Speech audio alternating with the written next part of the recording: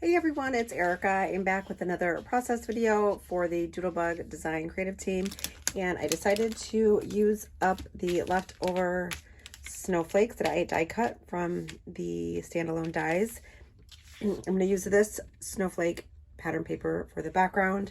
I'm going to mat it on a piece of black cardstock. So this paper here is trimmed down to 11 by 11. Then the black textured cardstock is 11 1/4 by 11 1/4. And then I'm going to mat it all on this pretty purple plaid paper. I'm going to create a wreath in the center of the layout using the snowflake dies that I cut out.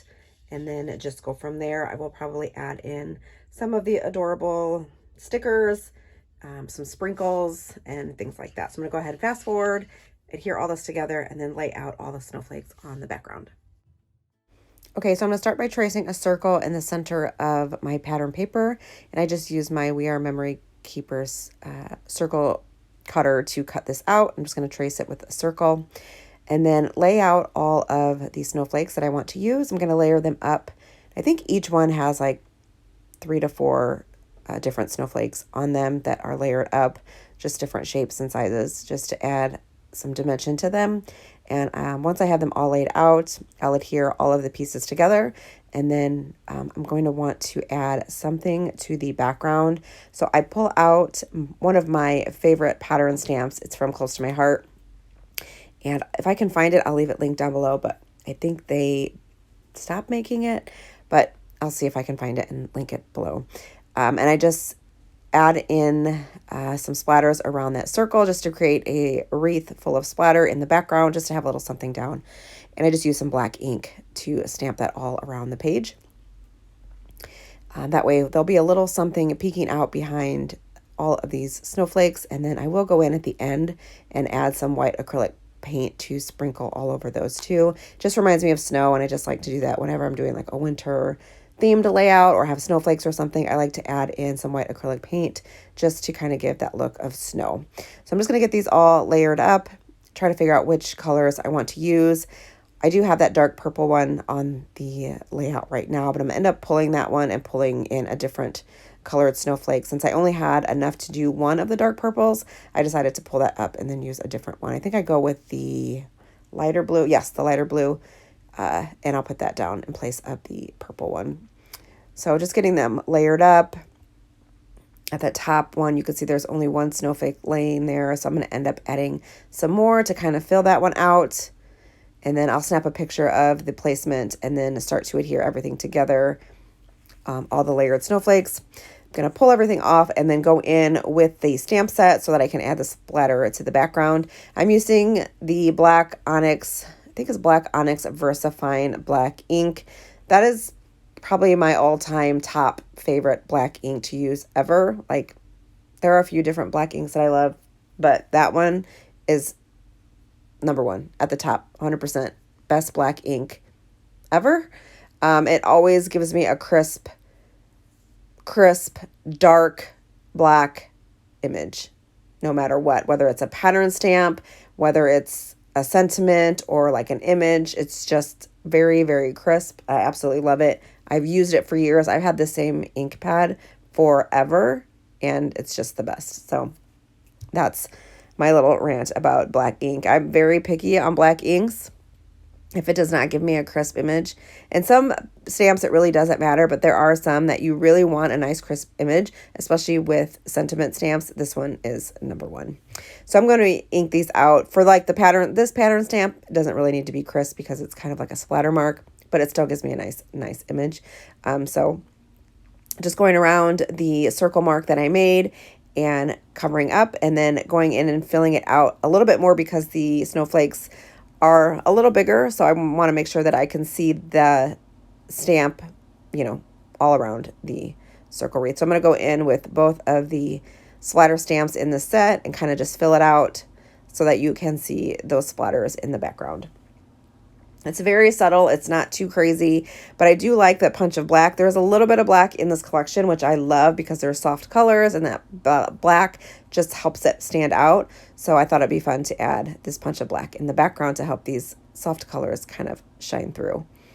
So just going in all the way around, filling in the spots. And then even after I put the snowflakes down, I can see where I need to add more. So I just lift the snowflakes up and add a little bit more of that splatter.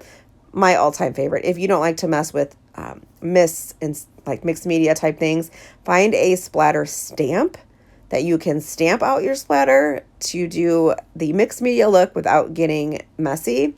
Perfect. It works very, very well. And works really well like when you're at a crop or you're, want to do mixed media, but you don't want to bring a whole lot of different color inks and all that stuff. Find yourself a pattern stamp and it works perfectly. So now I'm going to add these down to the layout, creating the wreath. And once I get them down, I will move them around and reposition them. So I'm just using a little bit of adhesive so that I can lift it up without tearing the paper. You see I lifted up that purple one, no problem, and then set it back down. So I'm going to go in, fill this all in. And then I'm going to go in with my photos. I do add some pattern paper behind my photos. I use the 6x6 paper pad from So Much Fun to add in a thin purple border. And then I do also use some black textured cardstock. Since I do have the black around the layout on that mat, I did want to bring that black in around the photos as well.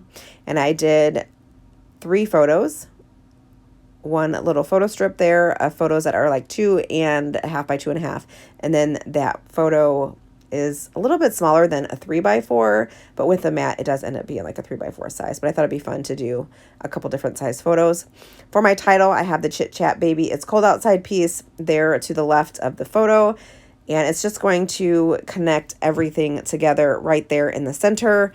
And then I'm going to create a couple little embellishment clusters, one to the bottom right corner of my photo. I have some trees and this adorable little penguin with a purple hat. And then I'll create a little cluster to the left of the title as well. I love all the purple in this, and there is no reason why you cannot use purple on a boy layout. Liam has his blue snowsuit on, and he is just having a good time in the snow. We had got a lot of snow that day.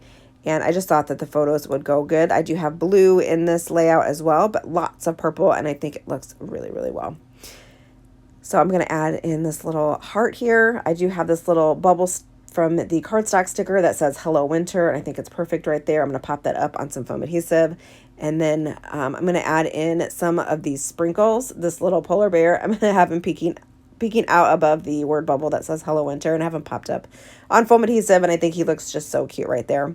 Creating a little cluster here to the left of the title with some trees and a little snow bunny, and then I will add in a little penguin sprinkle right on top of the Baby It's Cold, and he is just adorable. I think he's so cute. You'll see him in the still shots.